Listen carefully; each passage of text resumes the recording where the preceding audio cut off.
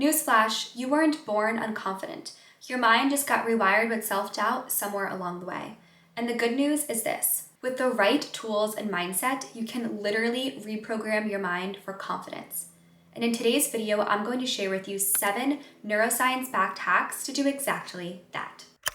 Hello, my beautiful friends. Welcome back to my channel. My name is Danielle. I am a wellness counselor, and I help women self-heal and align with their highest self through clinical psychology, neuroscience, and energy work. And in today's video, I'm going to teach you exactly how you can tap into your most empowered, aligned self. Because guess what?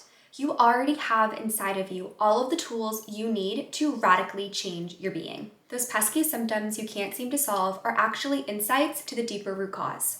Those thoughts and feelings that play on repeat in your brain, those actually create your future reality. So, by facing what makes you uncomfortable and reprogramming the limiting beliefs from the root, you can completely eradicate the blocks that are preventing you from tapping into your most aligned, confident life. So, without further ado, let's get into it. Hack number 1 is to name your inner critic. As the saying goes, what fires together, wires together.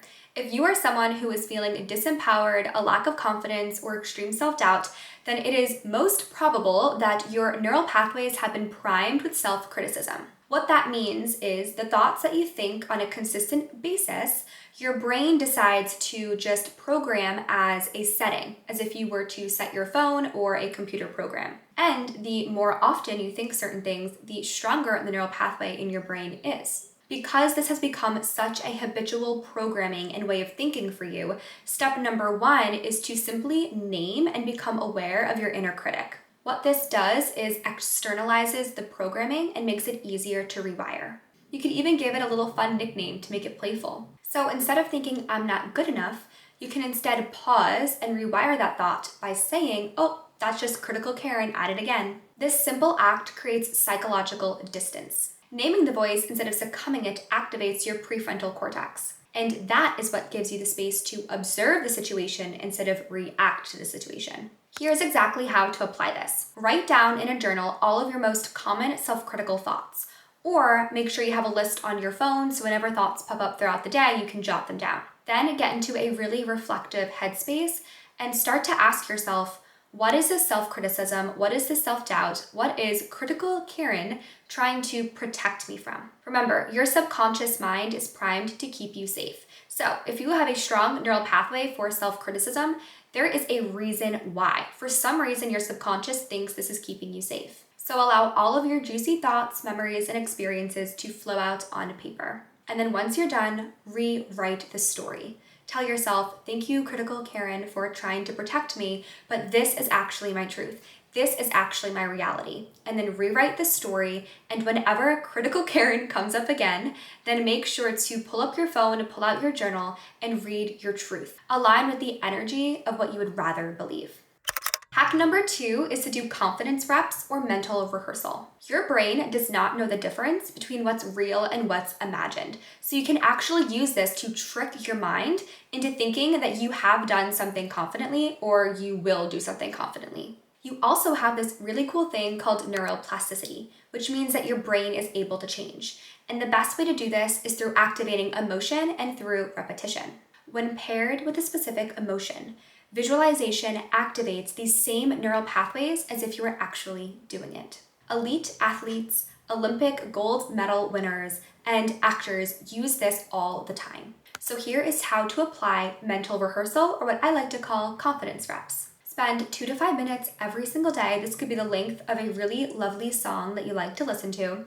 Spend those 2 to 5 minutes actively visualizing your most confident life. This could be you preparing for a meeting that you're really nervous about, or it could just be you showing up in your day-to-day life actually confident. The key here is to pair the visualization with a strong emotion. So I don't want you to just play a mind movie or a montage of a bunch of snippets of your life.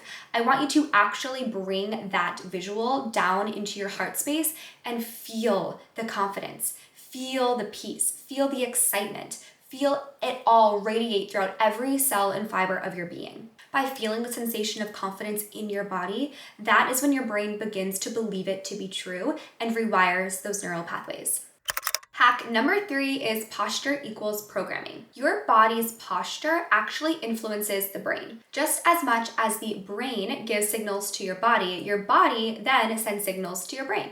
An upright posture communicates to the brain, I am safe. This in turn helps to reduce cortisol and regulate your nervous system. So by acting as if you're already confident, by sitting and standing tall, having a posture of confidence, you will actually trick your brain into thinking that you are way more capable than you feel. Here's how to apply this for maximum integration. Reset your posture before any confidence triggering events. This could be an interview, this could be getting coffee with an old friend, this could be answering the phone or having to make a doctor's appointment. Whatever instance makes you feel a lack of confidence, like you want to cower and hide, like you'd really rather just cancel.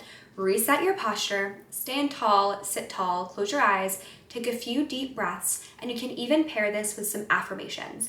I am safe, I am capable, I am strong. For even better integration, you can then pair this with a mind movie visualization and really feel what it's like to be confident. You can mentally rehearse the event you are about to go into, feeling the emotions of it all going well while sitting confidently or standing tall. Hack number 4 is to celebrate tiny wins. This has to be one of my favorite things to do because I just love to celebrate stuff. Here's a little science lesson. Dopamine is the neurotransmitter in the brain related to motivation, learning, and confidence. So every time you celebrate a win, even a small one, your brain releases more dopamine and is like, yay, let's do it again. That in turn makes those behaviors more likely. So when you track your wins daily, when you celebrate even the small things, that is when your brain starts to believe, wow, I'm really cool and I'm capable of doing hard things. How to apply this is to use what I like to call a confidence bank. This could be a journal, this could be the notes app on your phone, or this could be you taking little videos and saving them in a folder. But I want you to track every single win related to confidence. I don't care how small it is, like you smiled to a stranger or you made eye contact with a cute boy. I want you to track every single thing that means that you are becoming a more confident and empowered version of yourself. And a little challenge is to try to write down 3 wins a day. This is a great reflection tool at the end of a day. Hack number 5 is future identity statements. You have a reticular activating system in your brain called the RAS that filters all of the input that you are experiencing. Essentially, it is filtering all of the stimuli that you receive in the day into 2 categories, relevant and irrelevant. What makes something relevant is if it is something you believe, if it is programmed in your subconscious mind. So if you have thoughts that you are just not confident, you are not good at things, people don't like you, you're not pretty, whatever it may be, then all of the stimuli that confirms that belief is going to be seen as relevant to your RAS, and you're going to see it. It's going to get inputted. And then all of the evidence to kind of go against that belief, the evidence that you are brave and confident and capable and beautiful, right? Those things you're not really going to see as much because your reticular activating system is swatting it away, saying, oh, not relevant for her. So when you change not just what you think, but the identity statements of your future self, that is when some fun magic happens. When you affirm your future self as if it's already happening in this present moment, you create what's called a cognitive bias. That means your brain starts to seek out information that will confirm that new belief system, confirm your identity. Remember, your brain is not trying to work against you. It's just that the things that have been programmed are limiting beliefs, and that is kind of messing with the programming. Even better is when you pair these affirmations and statements with embodiment and action. So let me give you an example on how to apply this. When I was a teenager, I had really bad acne. And I remember this one moment in middle school when I was having really bad flare-ups and it was lunch period. And I went to the bathroom and I looked in the mirror and I just felt so heartbroken. I felt really unconfident, super ugly, I just felt gross, okay? I'm sure you've been there in middle school during puberty when you didn't feel right in your body and people were starting to have crushes and you just felt like, oh my God, I'm gonna be the ugly duckling forever, okay? I was having that moment, okay? Then I remember looking myself in the eyes in the mirror and saying, girl, just fake it till you make it. That is the advice my mom gave me, and that was the advice that I gave myself in that mirror that day. So I told myself, just walk out of this room and pretend like you are a bombshell, okay? Pretend like you have zero acne, the clearest skin ever. I had really frizzy hair at the time, so I also told myself, act like you have this beautiful, sleek hair, like you just walked out of a Pantene commercial. And I was like, okay, you can do this. So I walked out of the bathroom and I didn't strut my stuff by any means, but I definitely held my head higher, I had better posture, and I walked through the crowd of people to get to my lunch table, which was like on the complete opposite side of where the bathroom was. So I had to walk by a lot of people in that process. And the craziest thing happened, okay? Like I literally kid you not, this was the first time my jaw literally dropped and I was like, oh, this mindset stuff works, okay? Because as I was walking to my table, I walked by this like group of like popular boys. I know, I'm like, even as I say it, I'm like internally cringing, but you know the setup in a middle school lunchroom, okay? So I was walking to my table and I was passing a table of like popular boys and I just kept my head straight. I was like, just walk to your table, act like you're beautiful, everything's fine, don't cry, right? I was like on the verge of tears before. So I'm walking by and I get stopped by one of the boys and he just starts talking to me. And I mean like literally for no reason, just started chatting, asking me questions, just started a conversation. And then before I knew it, I was talking to the entire table of boys and I didn't really know why. I had this out of body experience and I was observing myself doing this and I was like, what is going on? Why do these people want to talk to me? I have never really spoken to these people before and all of a sudden they're all interested in what I have to say. It was very weird. It was a short conversation. I say my goodbyes. I walk back to the table. I sit down. My friends are like, oh, what was that about?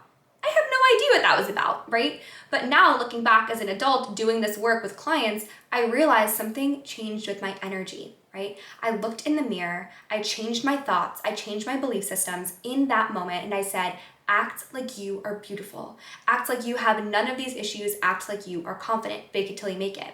And I did exactly that. And that literally changed my physical reality. Did I look different than I did 5 minutes ago? Absolutely not. But my energy changed. What I attracted to me changed. My Raz was looking for different stimuli. So here's how you can apply this yourself. I want you to literally rewrite your identity.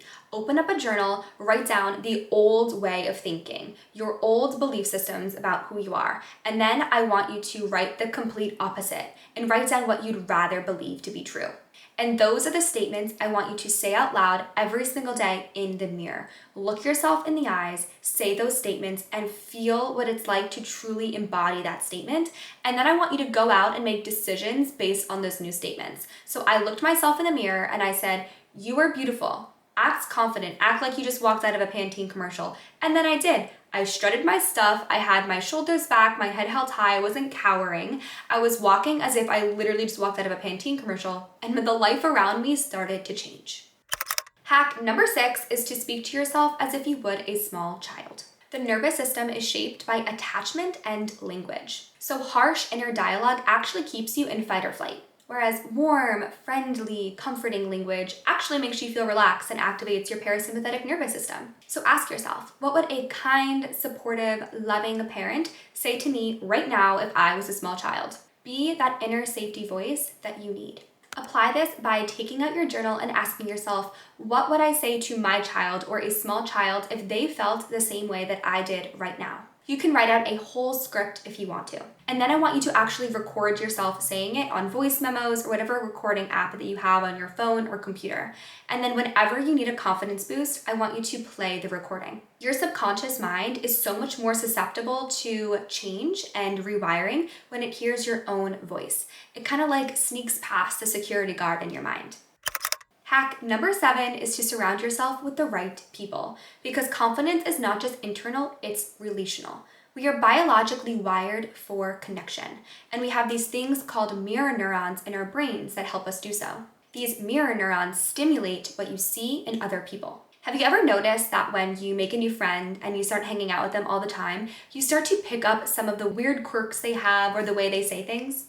That's because your mirror neurons are priming you for tribal connection. If you surround yourself with anxious, self-critical people, or you surround yourself with judgmental people, then your mirror neurons will fire similarly. But if you are around grounded, confident, compassionate people, your brain will then mirror those energies. So be intentional with your inner circle. Be intentional with who you spend your time with mostly. And especially set boundaries with those people who are extremely critical and judgmental of themselves and others. Here's how you can apply this. I want you to make a list of people that make you feel so good about yourself whenever you hang out with them. Maybe you're laughing all the time, or you're just not thinking those negative thoughts that you usually do. You find that you're talking about things that excite you or making vision boards instead of complaining about things or talking badly about other people.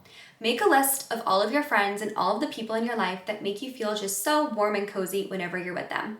And then I want you to put some friendship dates on the calendar. I want you to start spending more time with those people. You can also join aligned communities, either in person or virtually, to meet like-minded souls and spend more time with people that authentically align with you. Remember, confidence is the byproduct of an aligned nervous system and a reprogrammed subconscious mind. So you don't have to just force it. You can actually train it. And if you are ready to take this work even deeper, I created a guided meditation bundle called The Energy Reset that will actually help you get to the root cause energetically and subconsciously of blocks preventing you from living your most aligned life. These meditations are here to help you clear stuck energy, regulate your nervous system, and align with your highest self, especially on the days when you need an extra confidence boost. You can find the link in the description if you're feeling inspired to explore it. And if this video resonated with you, then make sure to stick around, subscribe, like, comment, share with a friend, all of that YouTube stuff, and I'll be sure to see you in the next video. Bye!